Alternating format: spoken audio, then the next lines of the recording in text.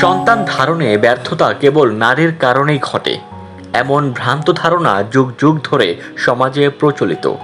তবে আধুনিক চিকিৎসা বিজ্ঞান বলছে বন্ধ্যাত্ব নারী ও পুরুষ উভয়েরই হতে পারে।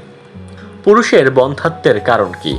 এ বিষয়ে ইনফার্টিলিটি কেয়ার অ্যান্ড রিসার্চ সেন্টারের প্রধান পরামর্শক অধ্যাপক ডাক্তার মোসাম্মদ রাশিদা বেগম জানান, পুরুষের বন্ধ্যাত্ব প্রধানত শুক্রাণুজনিত সমস্যার কারণে হয়ে থাকে, যেমন শুক্রাণু তৈরি না হওয়া বা পরিমাণে খুব কম হওয়া, শুক্রাণুর গতিশীলতার ঠিক না থাকা বা আকৃতিগত ত্রুটি, সহবাসে অক্ষমতার কারণে শুক্রাণু নারীর দেহে পৌঁছাতে না পারাও অন্যতম কারণ।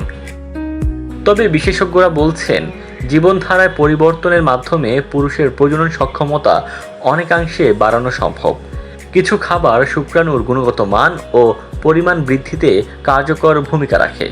এর মধ্যে অন্যতম আনার বা ডালিম। এতে থাকা অ্যান্টিঅক্সিডেন্ট টেস্টোস্টেরন হরমোন বাড়াতে সাহায্য করে। টমেটো শুক্রাণু বৃদ্ধিতে অন্যতম সহায়ক। লাইকোপেন নামে উপাদানযুক্ত এই সবজি শুক্রাণুর গুণগত মান বাড়ায়। রান্নার সময় অলিভ অয়েল ব্যবহার করলে শোষণ আরও ভালো হয়। ব্ল্যাক চকলেটে রয়েছে এল-আর্জিন, অ্যামাইনো অ্যাসিড ও অ্যান্টিঅক্সিডেন্ট, যা শুক্রাণুর পরিমাণ বাড়ায় এবং ক্ষতিকর ফ্রি র্যাডিকেলের বিরুদ্ধে কাজ করে। এছাড়া কুমড়ার বীজ, পালং শাক, কলা, ডিম, দুধ বা দুগ্ধজাতীয় খাবার অনেক উপকারী।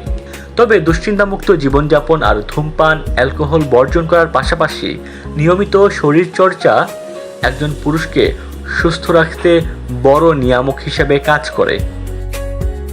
ডেস্ক রিপোর্ট, দৈনিক ডেস্টিনি।